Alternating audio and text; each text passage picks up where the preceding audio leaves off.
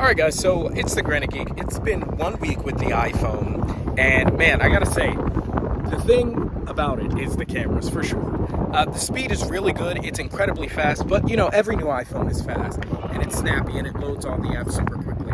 The A15 will really have to have some significantly beefier apps in order for us to see just how much faster it is than previous versions of the iPhone. Of course, it's going to load games faster and stuff like that. Workflow and just naturally switching through apps is faster. Although my 11 Pro Max was slowing down significantly before I got the 13 Pro Max. So it was acting all out of character. But generally, the phone is fast. The big feature, obviously, is the cameras, and I've absolutely loved them. Man, I mean, they're really pushing up in quality to the point where I'm thinking about doing a comparison video between some mirrorless cameras with video and stills, as well as possibly some DSLRs against the iPhone 13 Pro Max. This is the 128 gold version. I've done a review on that. Check them out in the description below. Jay from the La Quinte Ledger, go check them out in the description below as well. All things baseball all the time. He's got an iPhone 12 Pro Max, so we're going to try and do some camera comparisons, some speed tests and stuff like that, so you're going to want to stay tuned.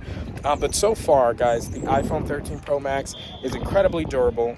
It's incredibly fast. The cameras are incredibly good. Now, they're not going to replace any kind of cinema camera or anything like that, but for beginning YouTubers and stuff like that, it's the creme de la creme. You can't get much better than that.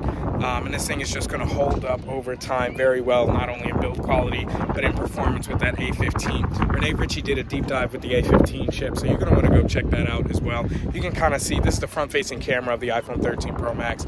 The dynamic range is pretty good, not as good as on the end. You can see some of this is blown out here. I don't know if I can focus in camera. Yeah, there you go. So we can see more detail there. When I go up to the sky, you can see the sun behind me. I have to tap on my face in order for it to expose from my face. Doesn't seem to want to do that though. Anyway, so yeah, great phone, great cameras, great processor.